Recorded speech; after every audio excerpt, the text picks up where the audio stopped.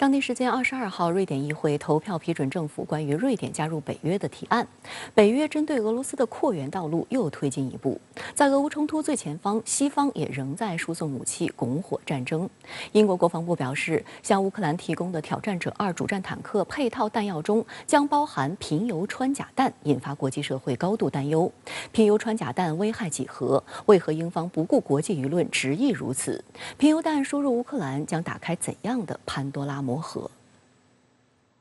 当地时间22号，瑞典议会以269票赞成、37票反对、43名议员缺席的结果通过加入北约的议案。去年5月，瑞典和邻国芬兰同时申请加入北约。按照规程，北约必须在30个成员国一致同意前提下才能吸纳新成员。然而，土耳其和匈牙利至今仍未同意瑞典加入北约。土耳其称只会批准芬兰的申请，并指责瑞典一直未能按土耳其要求引渡120名恐怖分子。法新社报道，匈牙利政府发言人佐尔坦科瓦奇上周表示，匈牙利将于3月27号就芬兰加入北约申请进行投票。美国和北约方面则是加大施压，威胁称如果芬兰、瑞典无法尽早加入，后果将不堪设想。芬兰、瑞典一旦加入北约，将让俄罗斯失去了原本对抗北约的缓冲地带，对俄罗斯极为不利。芬兰的加入让北约与俄罗斯的接壤边境再增加1300公里，俄罗斯的边境防御负担将持续增加。瑞典又与芬兰连成对波罗的海的控制，俄罗斯在海岸线与陆路都将处于北约的包围之中。与此同时，西方国家仍向乌克兰源源不断提供军援。英国国防部官员21号表示，英国向乌克兰提供的挑战者2主战坦克配套弹药中将包含贫铀穿甲弹。此举遭到俄罗斯方面强烈批评。消息一出，俄罗斯总统普京便发出了警告。俄国防部长绍伊古也回应称，英国的这个决定使得俄罗斯与西方国家爆发潜在核冲突又进了一步。国际社会也对英方此举表示关切。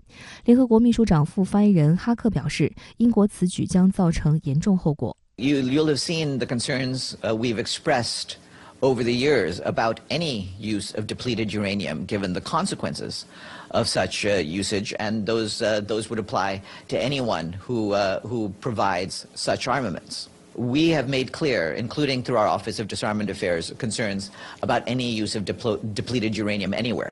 国际社会之所以对于贫铀如此警惕，在于该物质曾造成的严重不良后果。贫铀是致癌物质，具有化学性和放射性毒性。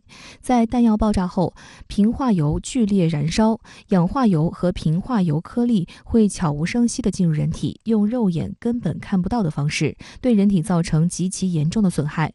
爆炸后产生的粉尘还可能被风带到他处，污染水和农业。国际社会长期以来呼吁禁用贫铀武器，不过美国及北约却多次使用贫铀弹，并对当地造成严重的不良后果。Since the Gulf War in 1991, when DU was used, after 3, 4, 5 years, children particularly began to show the early vulnerability. And leukemia, I think, for children was the most common form. 可以把它理解为是脏弹。脏弹的概念是什么？是具有一定的放射性。贫铀本身是一个新的材料，但是由于它具有一定的放射性，就导致将会对人体的健康、对环境造成更大的污染。包括你像贫铀弹药以及穿甲弹在使用的过程中，也将会由于动能所产生高温。这个高温的话，将会把贫铀相关的物质形成气化、形成雾化，那么对人体、对整个环境会带来比较大的污染。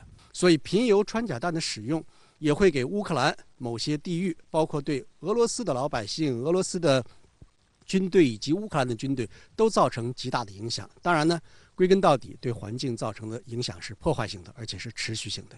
俄方的警告和国际社会的担忧并未阻挡英国提供武器的脚步，并且多次为贫铀弹开脱。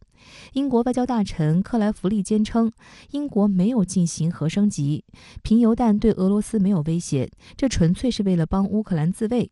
英国国防部指责俄方故意散布虚假消息，并否认贫铀弹同核武器和核能存在任何关系。美方此前拒绝向乌克兰提供任何贫铀弹药。不过，外界担忧，一旦英方打开提供贫铀穿甲弹和贫铀装甲的潘多拉魔盒，美国向乌克兰援助的坦克也可能会配备这些贻害无穷的武器。不过，分析人士注意到，英国如此着急输送贫铀弹，一方面在于挑战者2可能存在火力无能的问题，另一方面，这批 L-23A1 贫铀穿甲弹可能快过期了，以援武之名行销毁临街武器之实，可能是英方背后的盘算。既然要支持乌克兰的话，就应该拿出自己最有力的武器装备，而且你像挑战者2主战坦克本身并不是个什么新东西，但是如果要是在俄乌军事冲突里面折戟沉沙的话，对英国的军火出口不会带来丝毫的好处。所以它所配套的弹药能够以最优质的弹药，或者说最强力的弹药来提供给乌克兰，让乌克兰利用挑战者2坦克取得在战场上的优势，这个更加符合英国的实际需要。同样另有盘算的还有美国。近期美方放出消息称，将提前向乌克兰交付一批主战坦克，但美国这次不再提供之前承诺的 M1A2 艾布拉姆斯主战坦克，而是翻新后的 M1A1 版本。交付坦克的时间虽然提前了，性能却大打折扣。